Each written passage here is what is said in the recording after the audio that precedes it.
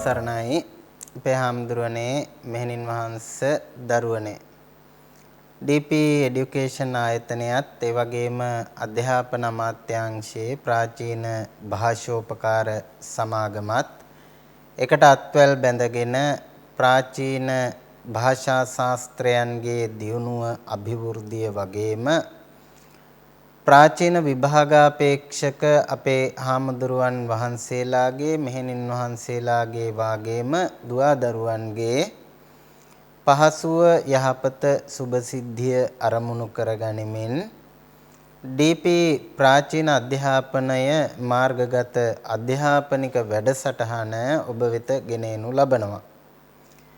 එම වැඩසටහනට සමගාමීව ප්‍රාචීන පඬිත අවසාන උපාධි පරීක්ෂණයෙහි පාලි විෂය දෙවන ප්‍රශ්න පත්‍රය පාලි භාෂාව භාෂා ඉතිහාසය හා පද්‍ය රචනය ප්‍රශ්න පත්‍රයට අදාළව ඉදිරිපත් කරනු ලබන පාඩම් මාලාවේ 65 වන පාඩම ආරම්භ කරන්නටයි අපි සූදානම් වෙන්නේ. විශේෂයෙන් මේ පාඩම් මාලාවේදී මේ දක්වා අපි කරුණු කාරණා සාකච්ඡා කරන්නේ කතා බහ කරන්නේ පාලි භාෂාව කොටසට අදාළව ඒ කියන්නේ සාම්ප්‍රදායික පාලි ව්‍යාකරණය කච්චායනය මුල් කොට ගනිමින් සාම්ප්‍රදායික පාලි ව්‍යාකරණය තුල මොන විදිහටද ව්‍යාකරණාංග ඉදිරිපත් කරලා තියෙන්නේ කියන කාරණය පිළිබඳව සවිස්තරාත්මකව හැදෑරීම සාකච්ඡා කිරීම තමයි ඒ යටතේ අපේ අරමුණ බවට පත් වෙන්නේ. ඒ ඔස්සේ විවිධ ව්‍යාකරණ අංග පිළිබඳ කරුණු පිළිබඳ අපි කතා බහ කළා සාකච්ඡා කළා. මේ වෙනකොට අපි කතා බහ කරමින් ඉන්නේ කාරක පිළිබඳව. ඉතින් පාලි භාෂාවේ ව්‍යාකරණයේ තිබෙන ඊටම වැදගත් කොටසක් හැටියට අපිට කාරක හඳුන ගන්න පුළුවන්. විශේෂයෙන් යම් යම් වාක්‍ය වල විශේෂයෙන් යම් යම් අවස්ථාවලදී යෙදෙන ප්‍රයෝගවල අර්ථය නිවැරදිව වටහා ගැනීම සඳහා විශේෂයෙන්ම මේ කාරක පිළිබඳ දැනුම අත්‍යවශ්‍ය වෙනවා. මොකද ඇතැම් ප්‍රයෝග යෙදුනයින් පස්සේ ඒවයින් අපිට මතු පිටින් පේන පදගතාර්ථයට එහා ගියපු අර්ථයක් ගම්‍යමාන වන නිසා. ඉතින් ඒ අනුව බොහෝ කාරකයන් පිළිබඳව කතා බහ කරලා කාරක විභක්ති 6න් 5ක්ම මේ වෙනකොට අවසానයි. කර්තෘකාරක, කර්මකාරක, කරණකාරක, සම්ප්‍රදාන, ඒ වගේම අපාදාන වගේ කාරක ගණනාවක් අපි මේ වෙනකොට සාකච්ඡා කරලා තිබෙනවා. කාරක විභක්ති 6න් 5ක් පමණ. ඊට අමතරව අකාරක විභක්ති එහෙම නැත්නම් කාරක නොවන විභක්ති ගැනත් අපි කතා බහ කළා. විශේෂයෙන් ඒ අතරින් සවිස්තරාත්මකව තොරතුරු කතා බහ කළේ සාමිහෙවත් චට්ටි විභක්තිය පිළිබඳව. ඒකට හේතුවක් තියෙනවා. සෙසු විභක්තීන්ට වඩා කාරක නොවන සෙසු විභක්තීන්ට වඩා සාමි විභක්තියේ යෙදෙන ප්‍රයෝග ප්‍රමාණය බහුල නිසා වැඩි නිසා අපි මේ පිළිබඳ සවිස්තරාත්මකව කතා බහ කළා අපේ පසුගිය පාඩමේදී ඒ ප්‍රයෝග සහ ප්‍රභේද ආදියද සහිතව. අද දවසේ අපේ මේ සූදානම කාරක වලට අදාළ අවසාන පාඩම හැටියට කාරක පිළිබඳ සිදු කරන අවසාන පාඩම තමයි අද දවසේ මේ සිදු කරන්නේ. ඒ යටතේ අද කතා කරන්න බලාපොරොත්තු වෙනවා අධිකරණ කාරකය. එහෙමත් නැත්නම් ඕකාස කියලා කියනවා, ආධාර කියලා කියනවා. ඔය විවිධ නම් වලින් හඳුන්වනු ලබන සත්තමී විභක්තිය සහ එම විභක්ති ප්‍රයෝග පිළිබඳව තමයි අද පාඩමේදී අපේ අවධානය යොමු වෙන්නේ සාකච්ඡා කිරීමට අපේක්ෂා කරන්නේ.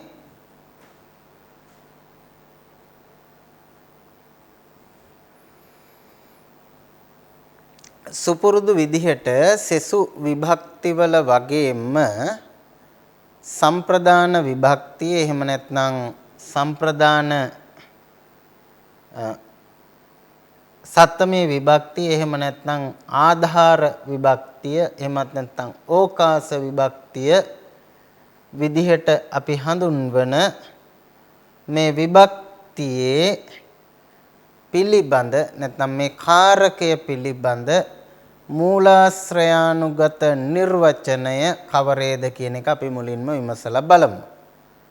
එතනදී අපි මීට පෙර නාම කාණ්ඩයේදී ඒ විභක්තියින් පිළිබඳ යම් සුළු හැදෑරීමක් කරලා තියෙන නිසා ඒ කරුණුත් නැවත සිහිපත් කොට ගනිමින් අපට මේ පාඩමට එකතු වෙන්නට පුළුවන්කම තියෙනවා. එතකොට සත්තමේ විභක්තියට අදාළව අපට සාම්ප්‍රදායික ව්‍යාකරණයේ දකින්න හම්බ වෙන්නේ ඕකාසේ සත්තමී කියන ප්‍රකාශනය. නැත්නම් මේ කියන නියමය. ඕකාසේ සත්තමී ඕකාස අර්ථයේ සත්තමී විභක්තිය යෙදෙනවා කියන ප්‍රකාශනය තමයි සාම්ප්‍රදායික ව්‍යාකරණය තුල අන්තර්ගත වෙලා තියෙන්නේ. සත්තමේ විභක්තිය තුල යෙදෙන්නේ ඕකාස කියන අර්ථය නම් මුඛ්‍ය වශයෙන් ප්‍රමුඛ වශයෙන් අපි ඉස්සෙල්ලා බලන්නට ඕනේ මොකක්ද මේ ඕකාස කියන්නේ. එහෙම නැත්නම් ඕකාස කියන අර්ථයෙන් කියවෙන අදහස කුමක්ද කියන එක අප විසින් පැහැදිලි කරගත යුතු වෙනවා. මේ සත්තමේ විභක්තියෙන් කියවෙන ඇඟවෙන මූලික ප්‍රධාන ප්‍රමුඛ කාරකාර්ථය වටහා ගැනීම සඳහා අන්න එතනදී අපිට හම්බ වෙනවා කච්චායනයේම මෙන්න මෙහෙම ප්‍රකාශයක් යෝ ධාරෝ තමෝකාසං යෝ ධාරෝ තමෝකාසං මේ විදිහට තමයි සාම්ප්‍රදායික ව්‍යාකරණය තුල ඕකාස කියන කාරකය හඳුන්වා දීලා තියෙන්නේ. යෝ ධාරෝ තමෝකාසං ඊට අමතරව මේ පිළිබඳව අපිට තව විවිධ විග්‍රහයන් ආදිය දකින්නට ලැබෙනවා. විශේෂයෙන් රූප සිද්ධිය වගේ කෘතිවලට යනකොට තව දුරටත් මේ පිළිබඳව පැහැදිලි කරනවා. කත්තු කම්ම සමවේතානං නිසජ්ජ පචනාදී ක්‍රියානං පතිට්ඨානට්ඨේන යෝ ආදාරෝ තංකාරකං ඕකාස සංඥා හෝති කියන විදිහට ඕකාස කියන කාරකය රූප සිද්ධියේදී විග්‍රහ කරලා තියෙනවා. ඉතින් ඔය කියන අදහස් එක්තෙන් කරගෙන බැලුවයින් පස්සේ යෝ ධාරෝ තමෝකාසං කියනකොට යෝ ආධාරෝ තං ඕකාසං යමක් ආධාර වෙනවද උපකාර වෙනවද නැත්නම් යමක් ආධාරයේ බවට පත් වෙනවද තං ඒක තමයි ඕකාසයේ බවට පත් වෙන්නේ. වෘත්තියනොත් පැහැදිලි වෙන්නේ එයමයි යෝ ආධාරෝ තං ඕකාස සංඥං ලබති තං ඕකාස සංඥං හෝති යමක් ආධාරයේ බවට පත් වෙනවද එය ඕකාස කියන සංඥාව ලබනවා කියන එක තමයි වෘත්තිය තුලත් පැහැදිලි වෙන්නේ. අර මුලින් මතක් කරපු විදිහට රූප සිද්ධියේ දැක්වෙන විග්‍රහයට අනුව ගත්තොත් කත්තු කම්ම සමවේතානං නිසජ්ජ පචනාදි ක්‍රියානං පතිට්ඨානට්ඨේන යෝ ආදාරෝ තංකාරකං ඕකාස සංඥං හෝති කියන විග්‍රහයෙන් කියවෙනවා යමෙක් කර්තෘ කර්මයේ විසින් කරනු ලබන ක්‍රියාවට ආධාර වෙනවා නම් ආන් ඒකට ඕකාස කියන සංඥාව ලබා දෙනවා කියලා. ඒකට කර්තෘ කර්ම ආදිය විසින් සිදු කරන ක්‍රියාවට යමක් ආධාරය බවට පත් වෙනවා නම් ආන්ගේ ආධාරය තමයි අපි ඕකාසය හැටියට සලකන්නේ. ඒ ඕකාසය සම්බන්ධයෙන් කච්චායනේ තව අදහසක් පළ කරනවා ස්වාධාරෝ චතුබ්බිදෝ ඒ ආධාරය සෝ ආධාරෝ ඒ ආධාරය චතුබ්බිදෝ චතුබ්බිදෝ කිව්වේ සිව්වැදෑරුම් නැත්නම් ඔය කියපු කර්තෘ කර්ම ආදීන් මගින් සිදු කරන ක්‍රියාවට ආධාරය බවට පත් වෙන නිසා ඕකාස කියන සංඥාව ලබන මේ කාරකය චතුබ්බිදෝ සිව්වැදෑරුම් වෙනවා නැත්නම් ප්‍රභේද විදිහට ගත්තොත් හතරක් බවට පත් වෙනවය කියලා කියනවා. සහ ඒ හතර ඊළඟට නම් කරනවා ව්‍යාපිකෝ ඕපසිලේසිකෝ වේසයිකෝ සාමීපිකෝ. ව්‍යාපික ඕපසිලේසික වේසයික සහ සාමීපික කියන විදිහට ප්‍රභේද හතරකට ප්‍රභේද චතුෂ්කයකට මේ ආධාර නැත්නම් ඕකාස කියන කාරකය බෙදෙනවා කියන එක තමයි සාම්ප්‍රදායික ව්‍යාකරණයේ අදහස බවට පත් වෙන්නේ. ඉනික් බිතිව ඒ සඳහා උදාහරණාදියද එහි සපයා තිබෙනවා. මුලින්ම ව්‍යාපික කියන අර්ථයට සඳහන් කරනවා තත්ත ව්‍යාපිකෝතාව ජලේසු කීරං තිට්ඨති. ජලේසු ජලයෙහි කීරං කිරි තිට්ඨති සිටි නැත්තම් පවති. තිලේසු තේලං තලවල තෙල්. උච්චුසු රසෝ උච්චු උණගස් වල රසය තියෙනවා. මෙන්න මේ කියන ඒවා කච්චායනේ නම් කරනවා මේ තැන්වල තියෙන ආධාරය නැත්නම් ඕකාසය ව්‍යාපික කියන එක. ව්‍යාපික අපි මේව ගැන ඉස්සරහට කතා කරනවා නැවත. ව්‍යාපික කියන ඕකාසය තමයි මෙතන අපිට දකින්න ලැබෙනවාය කියලා සාම්ප්‍රදායික ව්‍යාකරණය තුල දැක්වෙන්නේ සඳහන් වෙන්නේ. ඊළඟට තව එකක් කියනවා ඕපසිලේසිකෝ. ඊළඟට දෙවනි ප්‍රභේදය තමයි ඕපසිලේසික. ව්‍යාපික වලින් පස්සේ ඕපසිලේසික. ඒකටත් උදාහරණ දෙනවා. පර්යංකේ රාජාසේති. රජතුමා පර්යංකයේ නැත්නම් ආසනයේ සේති වැතිරලා ඉන්නවා. ආසනේ උපවිට්ඨෝ සංඝෝ. ආසනේ උපවිට්ඨෝ සංඝෝ. හසුනේහි හිඳගත් සංඝයා.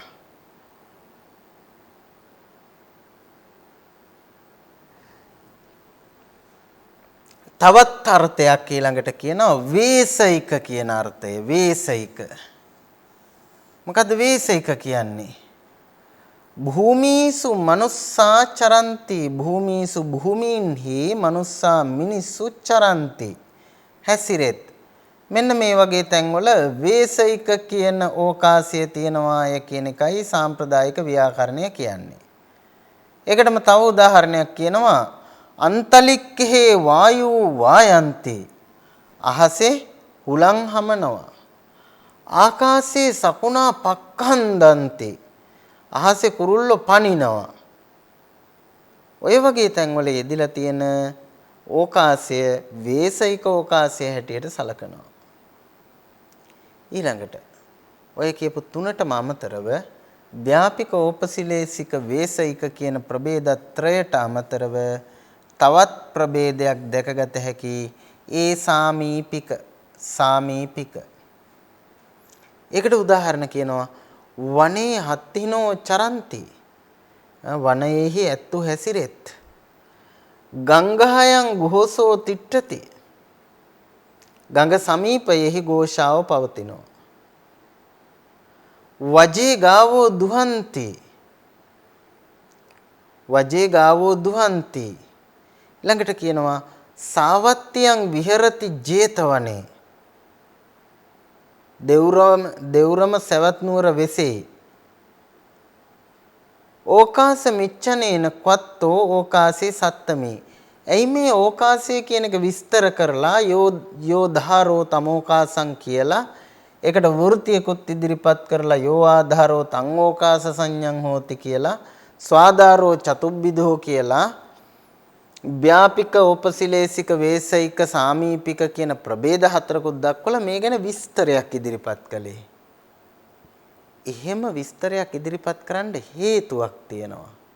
ආන්ගේ හේතුව සඳහන් කරනවා කච්චායනේ ඉස්සරහට ඔයගොල්ලන්ට හම්බ වෙනවා මෙන්න මෙහෙම සූත්‍රයක්. මොකද්ද ඕකාසේ සත්තමී කියලා. ඕකාසේ සත්තමී කියන සූත්‍රය ආවයින් පස්සේ සත්තමී විභක්තිය යෙදෙන්නේ ඕකාස කියන අර්ථයේ ඕකාස කියන කාරකයේ කියලා කිව්වයින් පස්සේ එහෙමනම් ඒ ඕකාසය මොකක්ද කියන එක අපි දැනගෙන ඉන්න ඕනේ. එහෙම නැත්නම් අපිට ඒ ඕකාසය හඳුනා ගැනීමේ හැකියාවක් නැහැ. ආන්ගේ ශක්්‍යතාව ඒ හැකියාව ඇති කරලීම පිණිස තමයි මුලින් මේ ඕකාසය හෙවත් ආධාරය කුමක්ද කියන එක යෝධාරෝ තමෝකාසං කියන විග්‍රහයනොත් ඉනික්බිතුව යෙදුණු වෘත්ති උදාහරණ ප්‍රභේද ආදීනුත් සවිස්තරාත්මකව ඉදිරිපත් කළේ.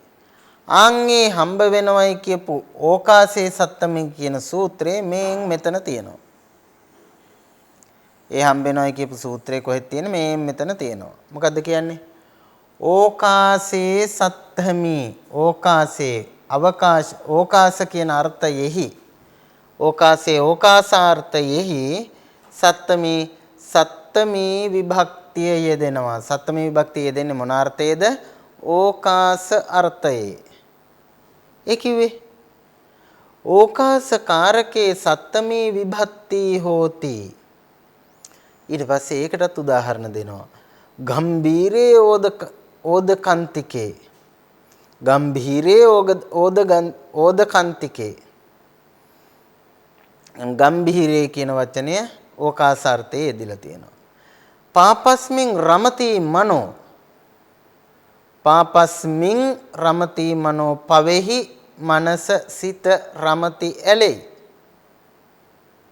පවෙහි සිත ඇලෙයි කියන එකයි පාපස්මින් රමති මනෝ කියන එකේ තේරුම. භගවති බ්‍රහ්මචරියං වුස්සති කුලපුත්තෝ කුලපුත්‍රයා භගවති භාග්‍යවතුන් වහන්සේ කෙරෙහි බ්‍රහ්මචරියං වුස්සති බඹසර වෙසෙනවා. කුලපුත්‍රයා බඹසර වෙසෙන්නේ කවුරු කෙරෙහිද? භගවති භාග්‍යවතුන් වහන්සේ කෙරෙහි.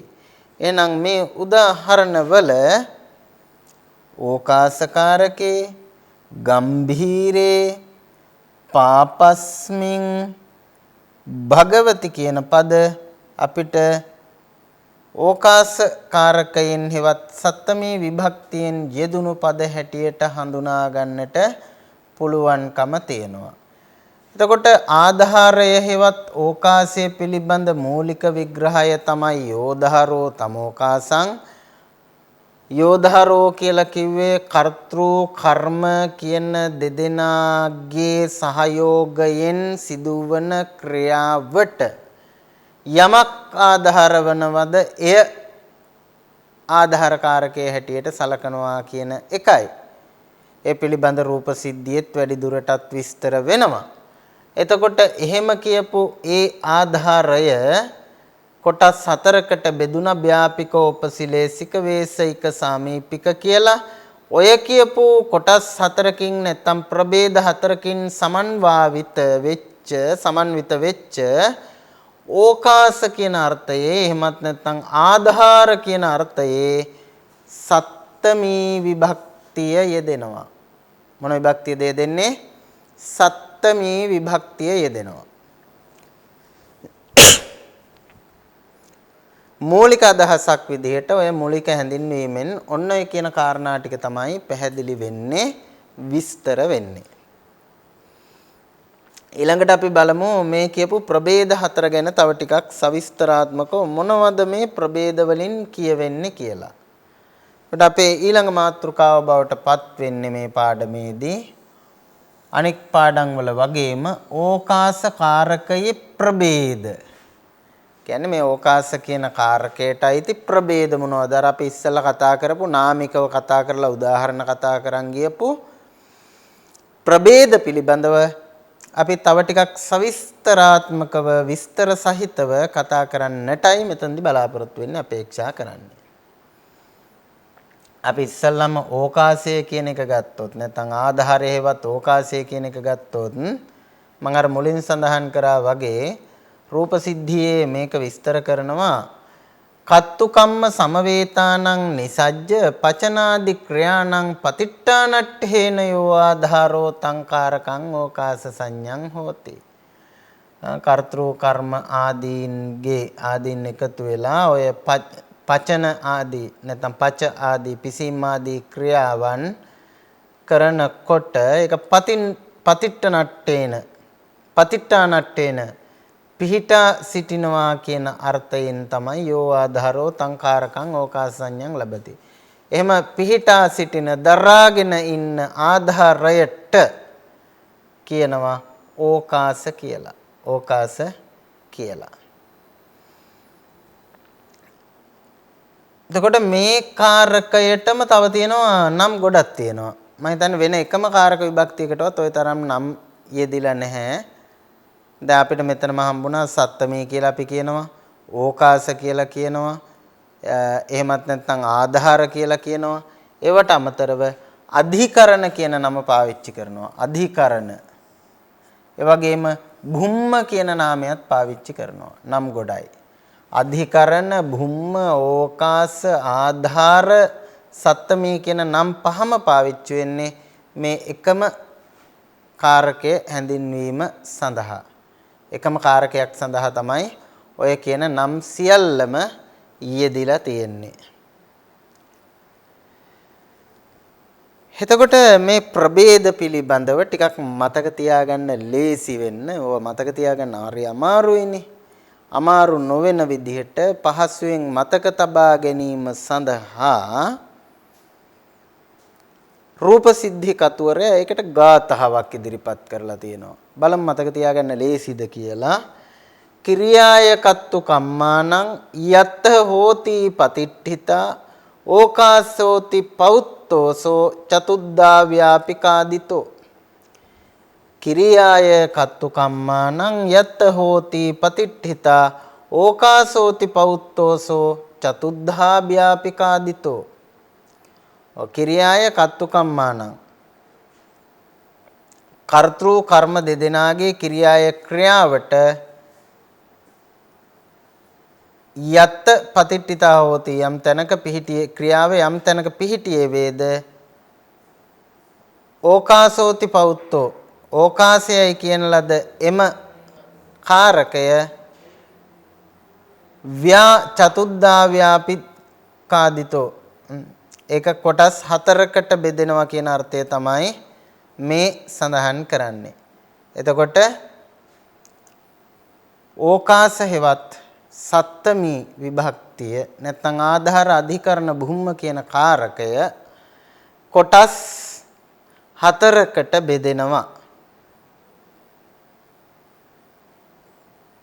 එහෙම බෙදෙන බව දක්වන්නේ කච්චායනය ගුරු කොටගත් කච්චායනය ඇතුළු එය ගුරු කොටගත් එම සම්ප්‍රදායට අනුගත සෙසු ග්‍රන්ථ සමූහයත් සමගින් තත් සම්ප්‍රදාය ප්‍රකාශ කරනවා අධිකරණයේ හෙවත් ඕකාසය සිව් ආකාරයි නැත්නම් සිව් වැදෑරුම් කියලා. ඒකට අදාළ රූප සිද්ධියේ දැක්වෙන ප්‍රකාශනයකුත් අපිට උපුට ගන්න පුළුවන් මේ විදිහට යෝපනාය මෝකාසෝ චතුබ්බිදෝ ව්‍යාපිකෝ ඕපසිලේසිකෝ සාමීපිකෝ වේසයිකෝ. යෝපන අයං ඕකාසෝ යම් මේ ඕකාස කාරකය ව්‍යාපික ඕපසිලේසික සාමීපික කියන නම් වේසයික කියන නම් වලින් කොටස් හතරකට බෙදෙනවාය කියලයි මෙහි සඳහන් වෙන්නේ.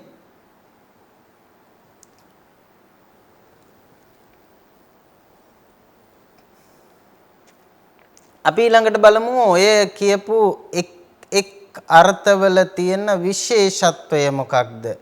ඇයි මේක සිව්වැදෑරුම් වෙලා තියෙන්නේ? සිව්වැදෑරුම් වෙන්න බලපාපු හේතු සාධක මොනවද? ඒ හතරේ තියෙන විශේෂතා මොනවද? ඒවයි තියෙන වෙනස්කම් මොනවද කියන එක අපි ඊළඟට බලමු කතා කරලා. අපි ඔය ඉගෙනගත්තු ප්‍රභේද අතරින් පළවෙනි එක තමයි ව්‍යාපික කියන ප්‍රභේදය. ව්‍යාපික කියන්නේ අපි සංස්කෘතෙන් කියන්නේ ව්‍යාපික කියලා. ව්‍යාපික කියන වචනවල තේරුම තමයි ඔය ව්‍යාප්තව පවතින ව්‍යාප්ත වී පවතින පැතිරිලා තියෙන ආයි අනක් කොනක් කොහෙවත් නැතුව සම්පූර්ණ ආධාරය පුරාවටම ඒක පැතිරිලා තියෙනවා නම් ඒකට කියනවා ව්‍යාපික ඕකාසය කියලා. ආධාරය හේවත් ඕකාසයේ පුරාවටම යමක් පැතිරිලා තියෙනවා නම් එහෙම පැතිරිලා තියෙන ආධාරයට අපි කියනවා ව්‍යාපික කියලා. ඒක කච්චායනේ නෙමෙයි විස්තර කරලා තියෙන්නේ රූප සිද්ධියේ. රූප සිද්ධිය කියනවා මෙන්න මෙහෙම කතාවක්. තත්ත ව්‍යාපිකෝ නාම යත්ත සකලෝපි ආධාර භූතෝ අත්තෝ ආදීයේන පත්තටෝ හෝති. යම් කිසි තැනකදී ආධාරය බවට පත් වෙච්ච සම්පූර්ණ වස්තුවම ආධාරය බවට පත් වෙච්ච සම්පූර්ණ වස්තුවම ආදීයේන පත්තටෝ ආදීය සමග පත්තටෝ හෝති පැතිරිලා තියෙනවා නම් එතකොට ආදීය කියලා කියන්නේ දැන් මේ තිලේසු තේලං කිව්වොත් මෙතන ආදීය කියන්නේ තේල කිරේසු ජලං කිව්වොත් ජල කියන්නේ ආදීය දදිම්හි සප්පි කියලා කිව්වහන් එතනත් සප්පි කියන්නේ ආදේශ මේ ආදීය. එතකොට මේකේ තියෙන්න ඕනේ ලක්ෂණය තමයි මේ පැත්තේ තියෙන ආධාරය පුරාවටම මේ පැත්තේ දක්වලා තියෙන ආදීය පැතිරලා තියෙන්න ඕනේ. ආදීය පැතිරලා තියෙන්න ඕනේ. දැන් බලමු උදාහරණ ටිකත් එක්ක එහෙම පැතිරලා තියෙනවද කියලා. තියෙන ඕනි කිව්වට බෑනේ. දැන් මේ කියපු උදාහරණ වල එහෙමනම් පැතිරලා තියෙන්න ඕනේ. බලමු පැතිරලා තියෙද කියලා. තිලේසු තේලං අත්ති. තිලේසු තේලං අත්ති. තිලේසු තේලං අත්ති. තිලේසු කිව්වේ තලවල. අත්ති කිව්වේ තියෙනවා. මොනවද තියෙන්නේ? තේලං තෙල්. තලවල තෙල් තියෙනවා. තල ගොඩක් ගත්තාම කාට හරි කෙනෙකුට කියන්න පුළුවන්ද මේ තල ගොඩේ මෙතන නෑ මෙතන තියෙනවා මෙතන නෑ මෙතන තියෙනවායි කියලා? ඒ ඇට වලින් තෙල් තියෙන ඇට නැති ඇට වෙන් කරන්න පුළුවන්ද? එහෙම එකතු කරන්න වෙන් කරන්න බෑ. අනෙක් කාරණය අනෙක් අතට තල ඇටයක් අරගෙන කාට හරි කෙනෙකුට පෙන්වන්න පුළුවන්ද මේ ඇටේ මෙන්න මේ කොටසේ තෙල් තියෙනවා මේ කොටසේ තෙල් නැහැ කියලා? එහෙම එකක් නැහැ. සාමාන්‍යයෙන් තල තෙල් කියන එක තල ඇට පුරාවටම පැතිර පවතින එකක්. එනිසා ඒකට කියනවා ව්‍යාපික අධිකරණය කියලා. ව්‍යාපික අධිකරණය කියන එක අයි චුට්ටක්වත් ඉතුරු කරන්නේ නැතුව ආධාරය පුරාවටම පැතිරලා තියෙන එකක්. යමක් ආධාරය පුරාවටම පැතිරලා තියෙනවා නම් චුට්ටිවත් හිස්තනක් තියලා නැත්නම් එහෙම ආධාරයට තමයි අපි කියන්නේ ව්‍යාපික ආධාරය. ව්‍යාපික ආධාරය කියන්නේ ව්‍යාප්ත වෙච්ච පැතිරිච්ච ආධාරය කියන එක. ඊළඟ උදාහරණය බලන්නකො දෙවෙනි එක. කීරේසු ජලං. කීරේසු ජලං කිරිවල වතුර. කිරිවල වතුර. කවුරු හරි කෙනෙක් කිරි බෝතලයකට වතුර එකක් කලවම් කළොත් හංසයේ කැරෙන්න මිනිස්සෙකුට හැකිද කිරි ටික තියෙන්නේ හරියට මෙන්න මෙච්චරකටයි කලවම් වෙලා මෙන්න මේ ටිකට කිරි කලවම් වෙලා නැහැ කියලා කියන්න පුළුවන්ද? එහෙම නැත්නම් මෙන්න මෙච්චරකටයි වතුර කලවම් වෙලා තියෙන්නේ ඒ වතුර කලවම් නොවිච්ච කොටසක් මේකේ තියෙනවායි කියලා පෙන්වන්න පුළුවන්ද? කිරි භාජනයකට වතුර දැම්මොත් වතුර කලවම් නොවිච්ච තැනක් පෙන්වන්න බෑ.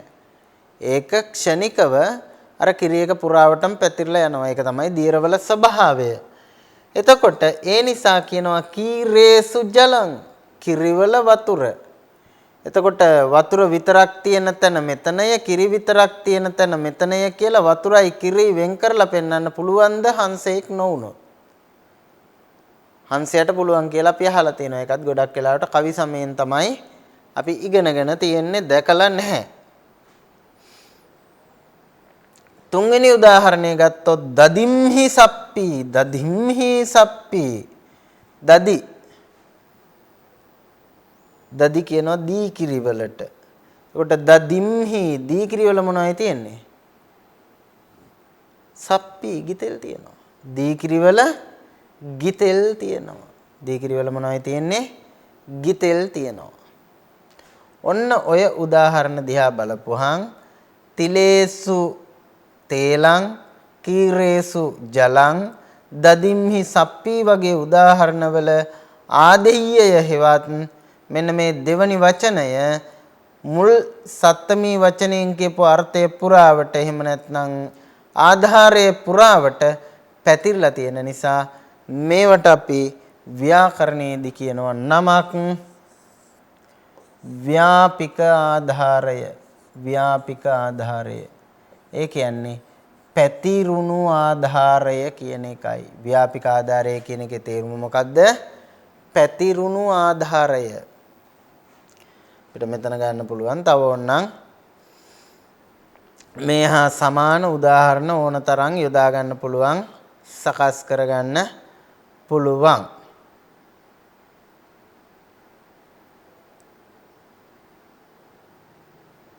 ඊළඟට දෙවනි අවස්ථාව තමයි නැත්නම් දෙවනි ප්‍රභේදය තමයි ඕපසිලේසික. ඕපසිලේසික. මොකද ඕපසිලේසික කියන්නේ? ඕපසිලේසික කියන එකට තියෙන සාම්ප්‍රදායික විග්‍රහය ගත්තොත් සාම්ප්‍රදායික විග්‍රහය තමයි ඕපසිලේසිකෝ නාම පච්චේක සිද්ධානං භාවානං යත්ත උපසිලේසේන උපගමෝ හෝති යත්ත ආදෙය්‍යෝ උපසිලිස්සති අල්ලීත්වා තිට්ඨති. ඕපසිලේසික කියන එක ගත්තහම මේ ඕපසිලේසිකයේ ස්වභාවය තමයි අර කියපු ආධාරය සපුරාවසාගෙන නැහැ. ඒ කියන්නේ ඒ ආධාරය පුරාවට ඉතිරි නොකොට පැතුරුණා කියලා එකක් නැහැ. දාර තලවල තෙල් තියෙනවා වගේ, දී කිරිවල ගිතෙල් තියෙනවා වගේ, එහෙම නැත්නම් කිරිවල වතුර තියෙනවා වගේ මේකේ ආධාරය පුරාවටම පැතිරලා තියෙනවා කියලා එකක් නැහැ. ආධාරයෙන් කොටසක තමයි පැතිරලා තියෙන්නේ. ආධාරයෙන් කොටසක තමයි ආදෙය්‍ය පැතිරලා තියෙන්නේ. අපි උදාහරණයක් විදිහට ගත්තොත් ආසනේ නිසින්නෝ සංඝෝ. ආසනේ නිසින්නෝ සංඝෝ. ආසනේ කිව්වේ ආසනයෙහි, නිසින්නෝ හිඳින, සංඝෝ සංඝයා වහන්සේ, භික්ෂුව. ආසනේ නිසින්නෝ සංඝෝ. දැන් අර හාමුදුරුවෝ ගිහිල්ලා පුටුවකින් ඉඳගත්තයින් පස්සේ අපට පේනවද නිකන් හාමුදුරුවෝ පුටුව පුරාවට පැතිරලා තියෙනවා වගේ එකක්. ටිකක් මහත දෙහෙත හාමුදුරු නමක් හිටියොත් පුටුව පිරලා තියෙනවා වගේ පේයි. හැබැයි උන්වහන්සේගේ ඉඳ ගැනීමේ ක්‍රියාව නොපැතිරුණු එක තැනක්වත් නැති වෙයිද? ඔය ඉඳගත්තු තැන අපි ගෙන් පුටුවක් කියලා. ඒ පුටුවේ කොහේ හරි එක තැනක්වත් නැද්ද හාමුදුරුවන් පැතිරුණු නැති, නැත්නම් හාමුදුරුවන්ව දරා ගැනීමට අවශ්‍ය නොවන අනවශ්‍ය කොටසක් එකක් හෝ තියෙනවා. ඒ නිසා ඒ වගේ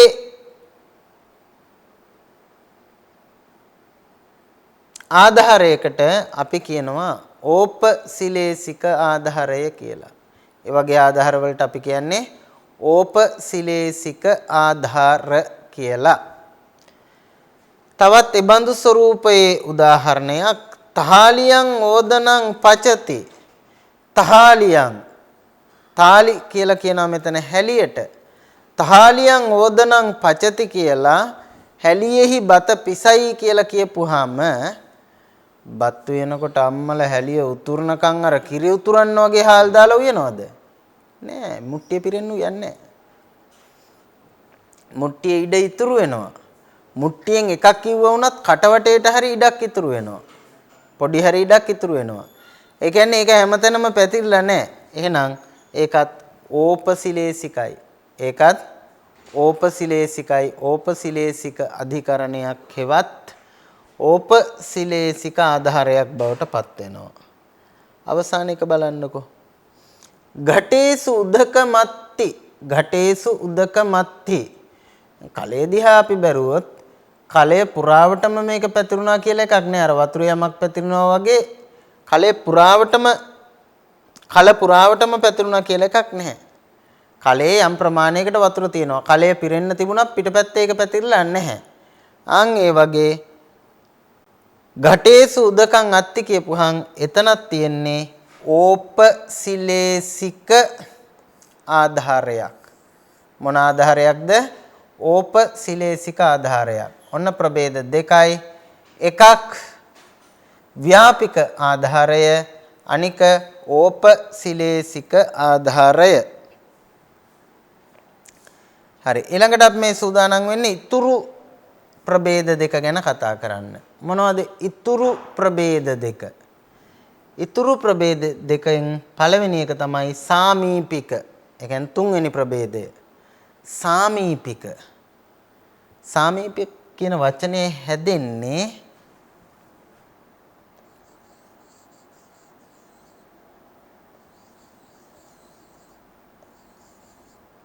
සමීප කියන ශබ්දයෙන් පරව නික කියන තද්දිත ප්‍රත්‍යය යෙදුනහම නික ඊට පස්සේ ඉක වුනහම මෙතන සා වෙලා සාමීප ඉක සාමීපික බවට පත් වෙනවා. සාමීපික බවට පත් වෙනවා. ඒ පිළිබඳ රූප සිද්ධි විග්‍රහය බැලුවොත් රූප සිද්ධිය කියනවා සාමීපිකෝ නාම යත්ත සමීපේ සමීපි වෝහාරං කତ୍වා තදායත්ත වුත්තිතාදි පනත්තං ආධාර භාවෝ විකප්පීයති. සාමීපිකෝ නාම යත්ත සමීපේ සාමීපි වෝහාරං කତ୍වා තදායත්ත වුත්තිතාදි පනත්තං ආධාර භාවෝ විකප්පීයති. සාමීපික කියන එකේ තේරුම තමයි සමීප කියන අර්ථය. සමීප කියන එකයි ඊට පස්සේ ඒක මත කියන එකයි දෙකක්. අපි දැන් ගත්තොත් අර අපි ඉස්සෙල්ලා කතා කරපු උදාහරණයට අදාළව අපිට හම්බ වුණා තාලියන් ඕදනම් පචති. හැලියේ බත්තු වෙනවයි කියලා. හැලියේ බත්තු වෙනවා. දැන් හැලියේ බත්තු වෙනවයි කියලා කියපුවාන් අපි කිව්වා හැලිය සම්පූර්ණ පිරෙන්නේ නැහැ කියලා. හැබැයි මේකෙන් කියවෙන අර්ථය එහෙම එකක් නෙමෙයි. හැලියෙන් භාගයක් උයන්න පුළුවන් ඒකට.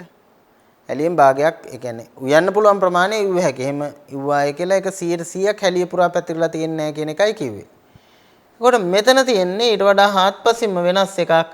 මේකේ කියන්නේ සාමීපික සමීපයේ තියෙනවා කියන ව්‍යවහාරයත් එක තමයි සාමීපික වෝහාරං කତ୍වා තදායත්ත වුත්තිතාදී පනත්තං ආධාර භාවෝ විකප්පීයති කියලා කිව්වේ.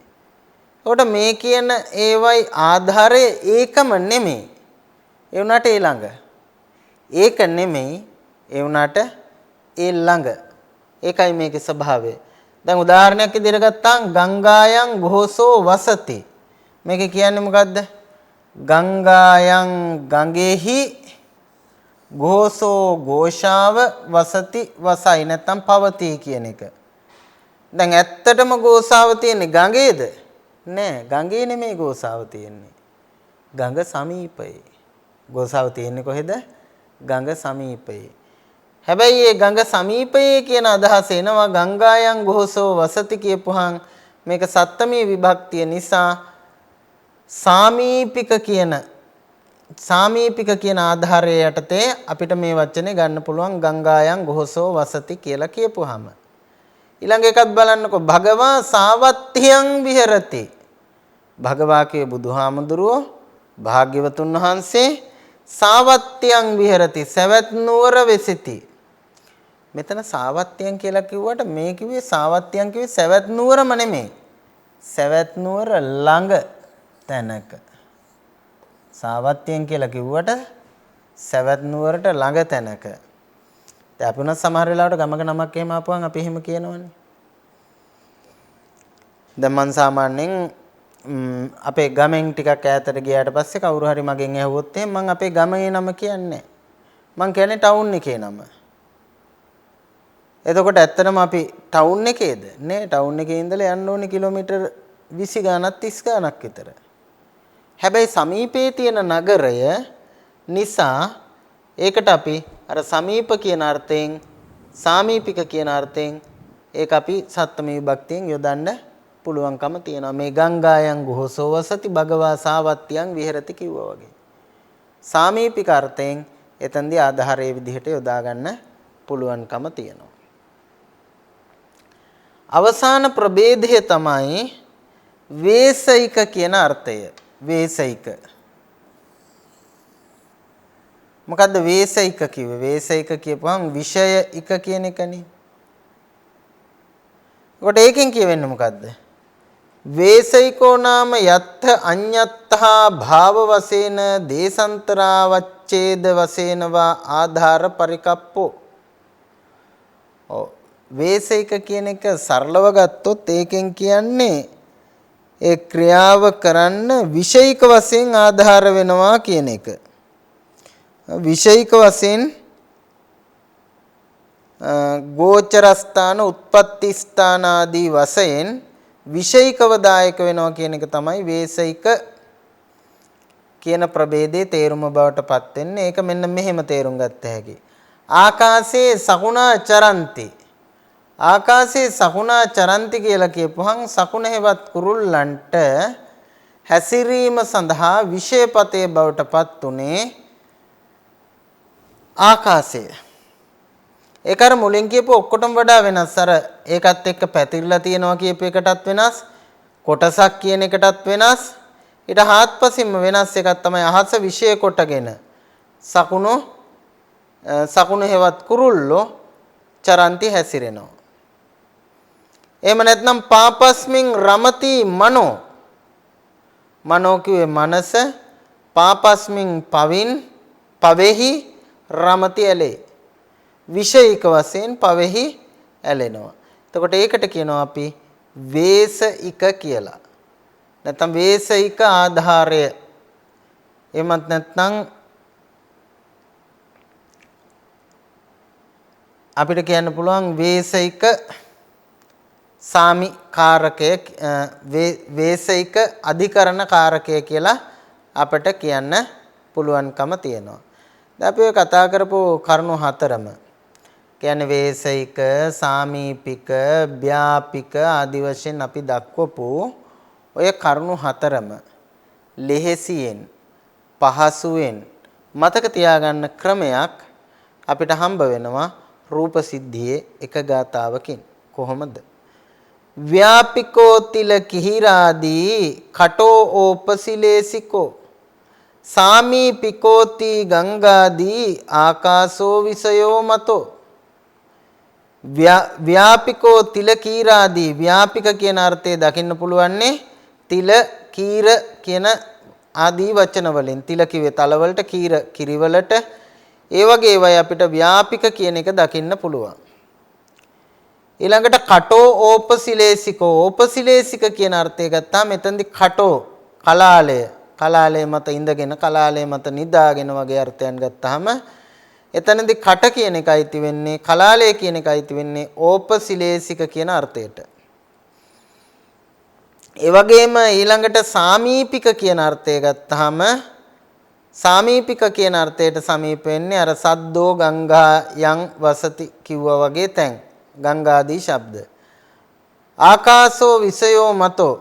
විසය කියන එකට අදාළව ගත්තාම ආකාශ වගේ උදාහරණ අපිට යොදා ගන්න පුළුවන්. ඉතින් ඒ නිසා මේ ගාථාව මතක තියාගන්න. එතකොට ලේසි ව්‍යාපිකෝ තිල කීරාදී කටෝ ඕපසිලේසිකෝ සමීපිකෝති ගංගාදී ආකාශෝ විසයෝ මතෝ කියන මේ ගාථාව පාඩම් කරගන්න උත්සාහ කරන්න. එතකොට ප්‍රභේද හතර මතක තියාගන්න වඩා පහසුයි.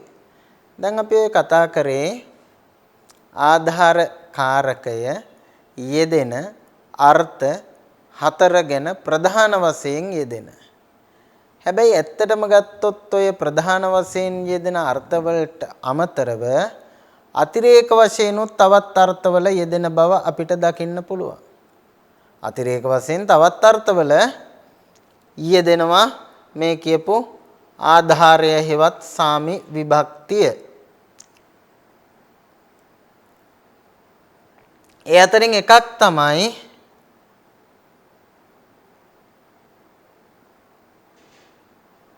සත්තමී විභක්තිය එහෙම නැත්නම් ඕකාස කාරකය ඕකාස කාරකයේ හෙවත් සත්තමී විභක්තිය කලින් කියපු සතරාකාර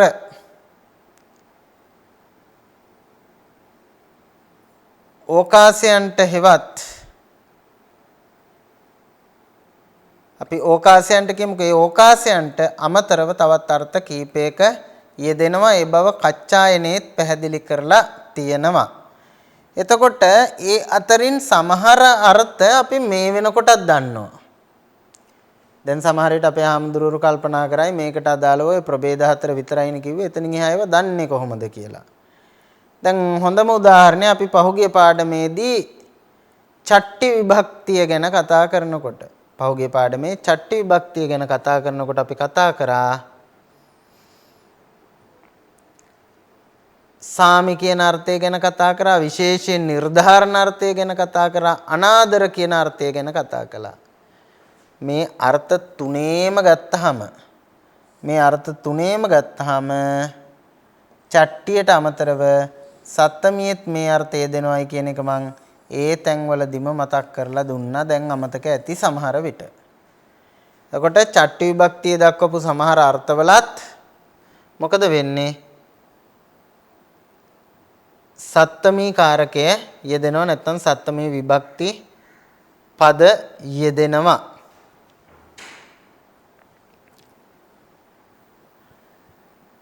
ඊළඟට තව කාරණයක් විදිහට ගත්තොත් කම්ම කරණ නිමිත්ත කියන අර්ථ තුනේ මොන අර්ථ තුනේද?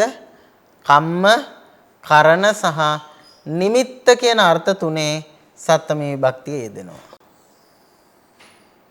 ඒ කියන්නේ කර්මාර්ථයේ සත්තමිය යෙදෙන්න පුළුවන්, කරණාර්ථයේ සත්තමිය යෙදෙන්න පුළුවන්, ඊට අමතරව නිමිත්තාර්ථයේ සත්තමිය යෙදෙන්න පුළුවන්.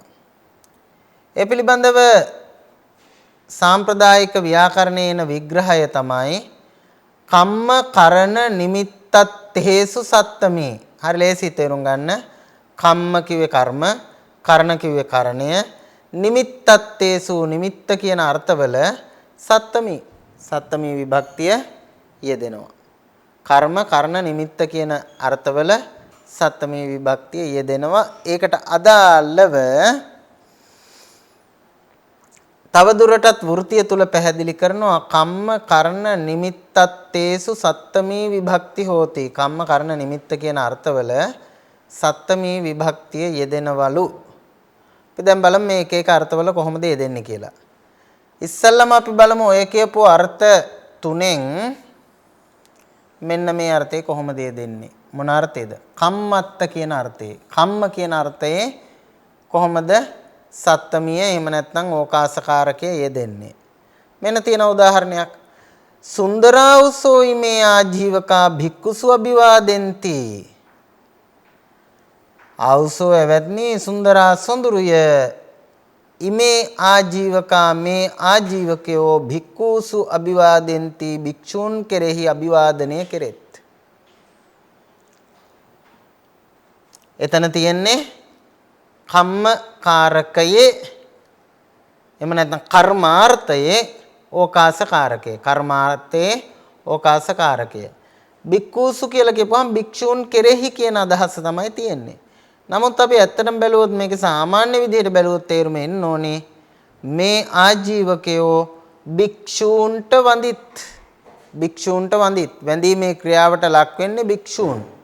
එනිසා ඒ අය මේ වාක්‍යයේ කර්මය විය යුතුයි. එලෙස කර්මාර්ථයේ මේ සත්තමී විභක්තිය යෙදෙනවා. මෙන්න උදාහරණේ ඉමේ ආජීවකා භික්ඛුසු අභිවාදෙන්ති. එතකොට භික්ඛුසු කියන පදේ සත්තමී විභක්ති. ඊළඟට තව උදාහරණයක් බලමු අපි කරණාර්ථයට අදාළව. කරණාර්ථය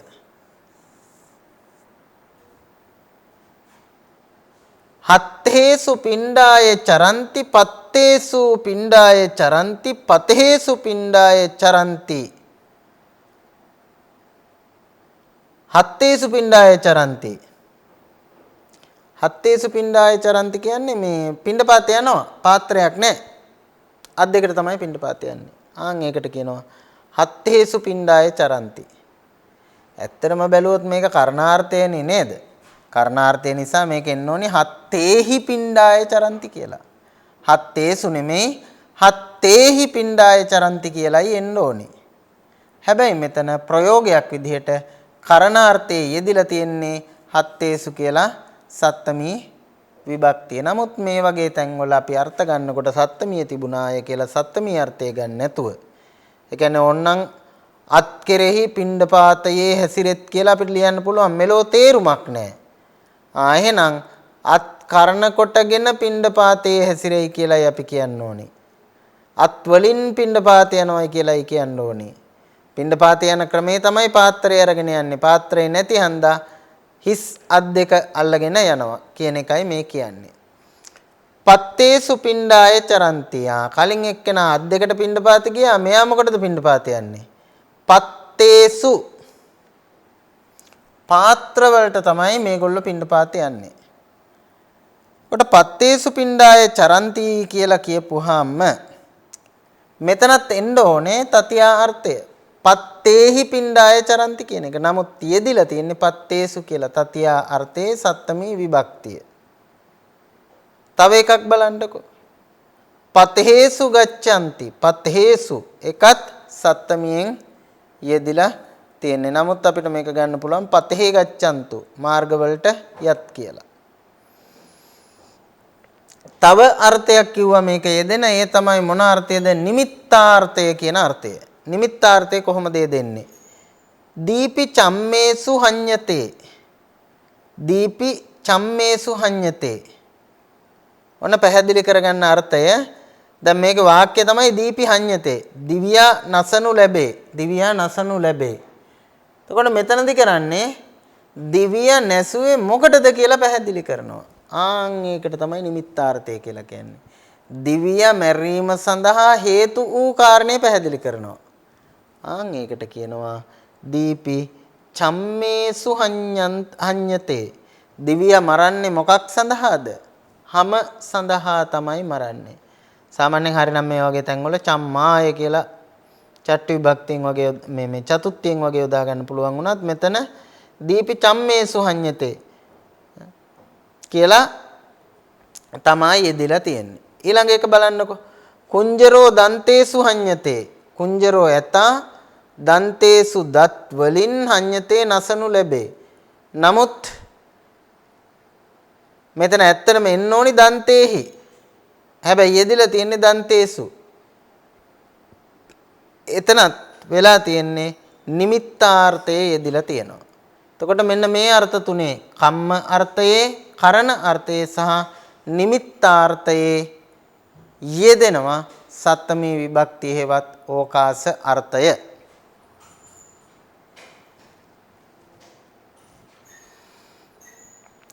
ඊළඟට ගත්තොත් අපි තව අර්ථයක් මේකේ යෙදෙන තන කියනවා සම්ප්‍රදානාර්ථයේහි සත්තමී විභක්තිය යෙදේ.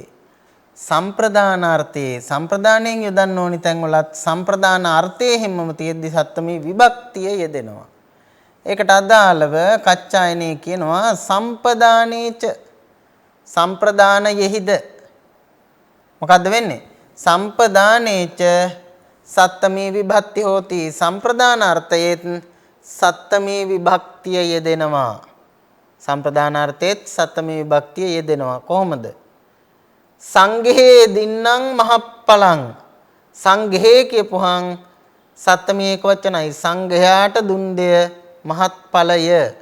හැබැයි මෙතන එන්න ඕනි සංඝේ කියලා නෙමෙයි සංඝාය නැත්නම් සංඝස්ස. සංඝස්ස දින්නම් මහප්පලං.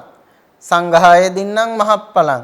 නමුත් ඒ වෙනුවට සංඝේ කියලා තමයි සත්තමී ඒක වචනයෙන් යෙදිලා තියෙන්නේ. අර්ථය සම්ප්‍රදාන වුණාට විභක්තිය සත්තමිය තමයි යෙදිලා තියෙන්නේ. ඊළඟට ගත්තොත් සංඝේ ගෝතමී දේහි. සංඝේ ගෝතමී දේහි. ගෝතමී ගෝතමිය සංඝේ සංඝයාට දේහි දෙව. එතනත් සංඝේ කියලා තතියාවෙන් යෙදිලා තිබුණා උවත් සංඝේ කියලා සත්තමියෙන් යෙදිලා තිබුණා උනත් මෙතන ඇත්තටම එන්න ඕනේ සංඝාය සංඝස්ස කියන පද දෙකෙන් එකක්. ඒ කියන්නේ සම්ප්‍රදාන විභක්තියේ යෙදෙන පදයකුයි යෙදිය යුතු වෙන්නේ. මෙතන සම්ප්‍රදානීය වෙනුවට චට්ටි මේ සත්තමී විභක්තිය යෙදිලායි තියෙන්නේ. ළඟට කියනවා සංඝේතේ දින්නේ අහංචේව පූජිතෝ භවිස්සාමි. ඔය එතනත් සංඝය කියන පදය අපිට දකින්න ලැබෙනවා. සංඝයාට නුඹ දුන් කල්ලි අහංචේව පූජිතෝ භවිස්සාමි මාත් පූජා කරපු කෙනෙක් බවට පත් වෙනවා කියන එකයි කියන්නේ. එතකොට සම්ප්‍රදාන අර්ථයේත් සම්ප්‍රදාන විභක්තිය වෙනුවට සත්තමී විභක්තිය යොදා ගන්න පුළුවන්කම තියෙනවා. ඊළඟ අර්ථය තමයි පංචමී අර්ථයේත් සත්තමී විභක්තිය යෙදෙනවා. සම්ප්‍රදාන විතරක් නෙමෙයි පංචමී අර්ථයේත් මේක යෙදෙනවා. පංචමී අර්ථය කොහොමද යෙදෙන්නේ? ඒකට අදාළ නියමය තමයි පංචමයත්තේච ඒ කිව්වේ පංචමී අත්තේච කියන සූත්‍රය. එතකොට පංචමී අර්ථයෙහි සත්තමිය යෙදෙනවා කියන එකයි මේ කියන්නේ. පංචමයත්තේච සත්තමී විභක්ති හෝති. පංචමී අර්ථයෙහි සත්තමී විභක්තිය යෙදෙනවා කියන එකයි මේ කිව්වේ. උදාහරණයකුත් කියනවා කදලීසු ගජේ රක්ඛන්ති.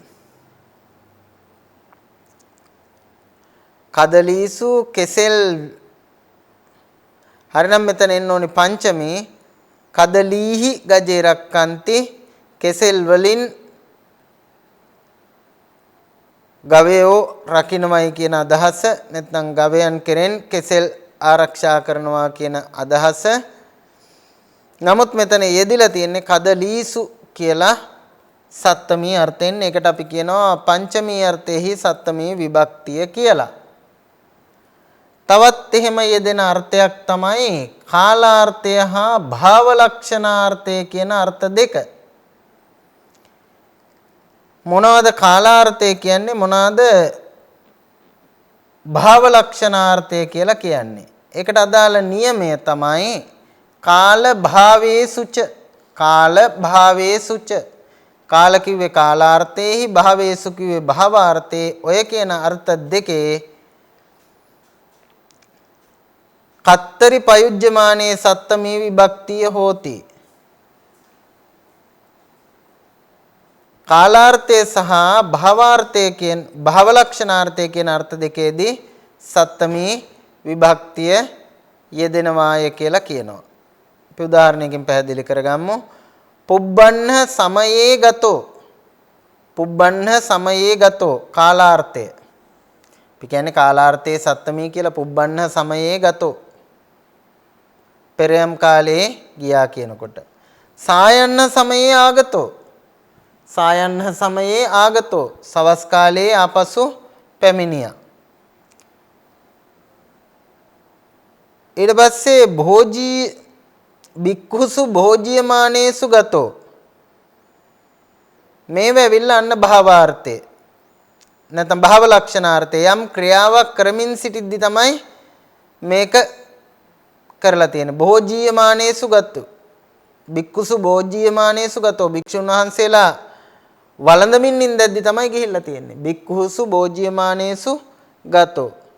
ළඟට බුත්තේසු ආගතෝ. වළඳමින් සිටියදී ආපසු ආවා. කාලාර්ථයේම කාලයක් ගැන කියවෙන්නේ නැතුව වෙන යමක් ගැන කියලා කාලාර්ථය වගේම කාලයක් ගැන නොකිය වෙන යමක් කරමින් ඉඳද්දි වෙන ක්‍රියාවක් කරද්දී මේ අදාළ ක්‍රියාව කළා කියලා කියනකොට තමයි අපි භාව ලක්ෂණාර්ථය යොදාගන්නේ. ඊට පස්සේ කියනවා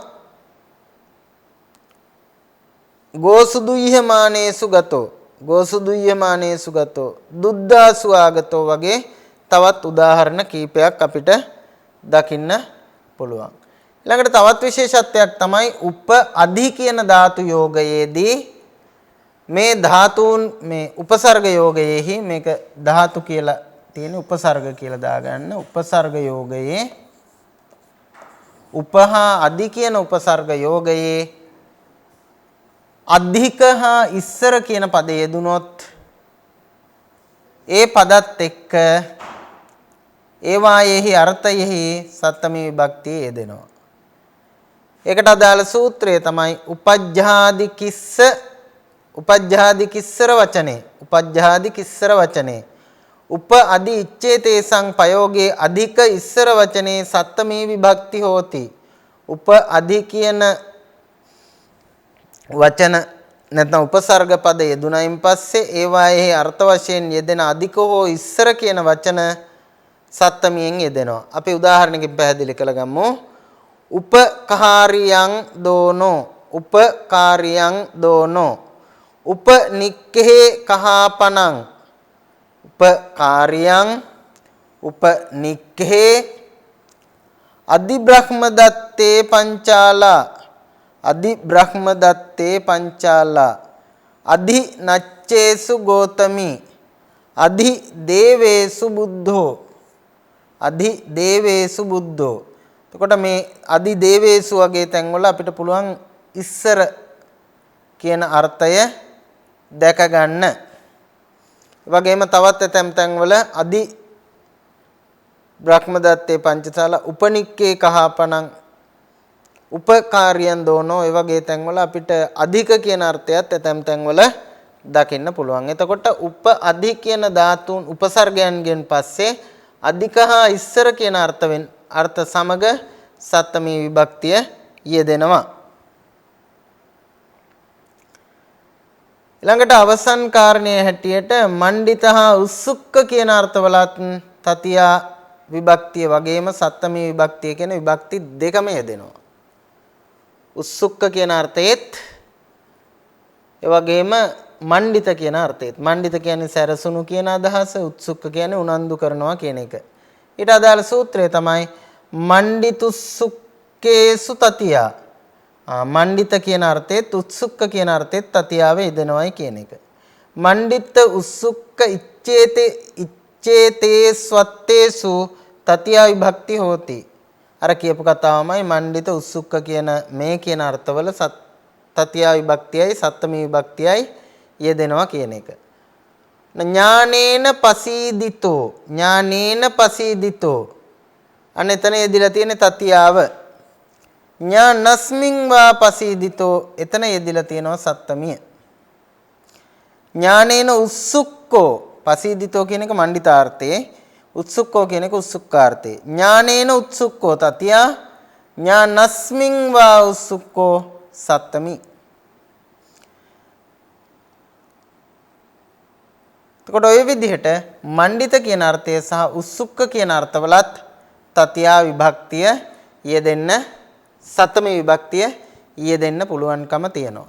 ඉතින් මේ විදිහට සත්තමී විභක්තිය මූලික වශයෙන් යෙදෙන අර්ථයට අතිරේක වශයෙන් තවත් අර්ථ රාශියක යෙදෙන බව අපිට දැක ගන්නට හැකියාව ලැබෙනවා. ඒ වගේම තමයි කාරක විදිහට ගත්තාම සියලු කාරක විභක්තියින් වගේම කාරක නොවන සමහර විභක්තියිනුත් අපිට දැක ගන්නට පුළුවන්කම තියෙනවා විවිධ අර්ථවල යෙදෙන බව. ඉතින් ඒ අර්ථ පිළිබඳව හොඳට සුපරීක්ෂාකාරීව උදාහරණත් එක්ක මේ ව්‍යාකරණ ග්‍රන්ථාශ්‍රයෙන් බලා කියා ගැනීම තුලින් තමයි අපට පුළුවන්කම ලැබෙන්නේ මේ භාෂාවේ නිපුණයෙක්, දක්ෂයෙක්, හැකි කෙනෙක් බවට පත් වෙන්න. විශේෂයෙන් pāli භාෂාවෙන් ලියවුණු නිර්දිෂ්ඨ ග්‍රන්ථයක්, එහෙම නැත්නම් පෙළ ග්‍රන්ථයක්, අට කතාවක් වගේ එකක් කියවනකොට ඒ තුල භාවිත වෙලා තියෙන වාක් ප්‍රයෝගයන් හරියාකාරව තේරුම් ගන්න මේ කාරක පිළිබඳ දැනුම අතිශයින්ම අත්‍යවශ්‍ය වෙනවා විභාගයට විතරක් නෙමෙයි. එනිසා තමන්ගේ කාරක පිළිබඳ දැනුම වඩා හොඳින් දියුණු කරගන්න කියන ආරාධනාවත් සිද්ධ කරමින් අදට සමුගන්නටයි සූදානම. කාරක කියන පාඩමේ අවසානයේ අපි මීළඟට ආඛ්‍යාත පාඩමෙන් නැවත ඊළඟ පාඩම තුලින් හමු වීමේ අපේක්ෂාවත් ඇතිව අදට සමුගන්නවා. සියලු දෙනාටම තෙරුවන් සරණයි. සබ්බදානං ධම්මදානං කිනාති. සියලු දානයන්ට වඩා ධර්ම දානය උතුම් වන්නේය යන උතුම් බුදු වදන පසක් කරමින් ප්‍රාචීන අධ්‍යාපනය ලබන සුවහසක් හාමුදුරුවන් වහන්සේලාගේ මෙහෙණින් වහන්සේලාගේ සහ දුවාදරුවන්ගේ දහම් ඇස විවර කරමින් සම්බුද්ධ ශාසනයේ චිරස්ථිතිය උදෙසා ධම්මික ෆ්‍රසිලා පෙරේරා පදනම මගින් සිදු කෙරෙන මහංගු සමාජ සත්කාරයයි DP ප්‍රාචීන අධ්‍යාපනය